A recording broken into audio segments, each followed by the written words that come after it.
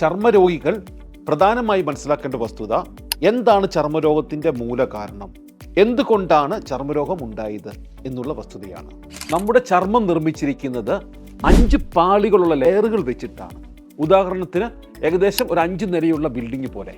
ആരോഗ്യമുള്ള വ്യക്തിയിൽ ഏറ്റവും താഴത്തെ ലെയറിൽ നിന്ന് ചർമ്മത്തിന്റെ കോശം ഉത്ഭവിക്കുകയും അത് വിഭജിച്ച് മുകളിലത്തെ ലെയറിലെത്താൻ 28 ദിവസം എടുക്കുകയും ചെയ്യും. സോറിയാസിസ് ഉള്ളവരിൽ 28 ദിവസം കൊണ്ട് മുകളിലെത്തേണ്ട കോശങ്ങൾ വെറും 3 ദിവസം കൊണ്ട് അതിവേഗത്തിൽ വിഭജിച്ച് ഏറ്റവും ടോപ്പ് ലെയറിൽ എത്തിച്ചേരുകയും അവിടെ ഒരു ചെതുമ്പൽ പോലെ ഈ കോശങ്ങൾ പറ്റിപ്പിടിച്ചിരിക്കുകയും ചെയ്യും. ഈ അവസ്ഥയ്ക്ക് പറയുന്ന പേരാണ് സോറിയാസിസ്. അപ്പോൾ സോറിയാസിസ് എന്ന് പറയുന്നത് ഒരിക്കലും പകരുന്ന ഒരു രോഗമല്ല.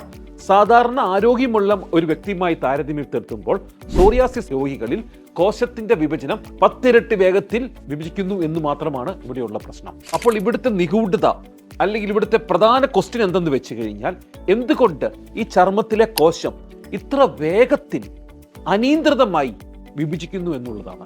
അതിൻ്റെ ഉത്തരം വേറൊന്നുമല്ല, നമ്മുടെ പ്രതിരോധ കോശങ്ങൾ അല്ലെങ്കിൽ നമ്മുടെ ഇമ്മ്യൂണിറ്റി നമ്മുടെ ഈ ചർമ്മത്തിലെ കോശങ്ങളെ ബാക്ടീരിയോ വൈറസോ എന്ന് തെറ്റിദ്ധരിച്ച് ആക്രമിക്കുന്നതും കൊണ്ടാണ് ചർമ്മത്തിലെ കോശങ്ങൾ അനിയന്ത്രിതമായി വിഭജിച്ച് സോറിയാസിസ് എന്ന അവസ്ഥ ഉണ്ടാകുന്നത്. അപ്പോൾ പ്രോബയോട്ടിക്സും നാച്ചുറൽ ഡയറ്റും നാച്ചുറൽ ആയിട്ടുള്ള ഹെർബ്സും ഉപയോഗിച്ച് നമ്മുടെ ഇമ്മ്യൂണിറ്റിയെ നമുക്ക് നിയന്ത്രിക്കാൻ സാധിച്ചാൽ അനിയന്ത്രിതമായ കോശവിഭജനത്തെ നമ്മുടെ വരുതിയിലാക്കാൻ സാധിക്കുകയും അങ്ങനെ സോറിയാസിസിൽ നിന്ന് വളരെയധികം ആശ്വാസം ലഭിക്കുകയും ചെയ്യും.